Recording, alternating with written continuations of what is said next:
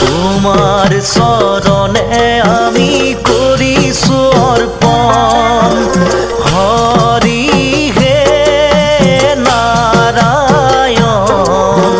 দাসমানি ভৃত বুলি আমাৰ এই শৰাইখনি নিচিদ্ৰ ৰূপে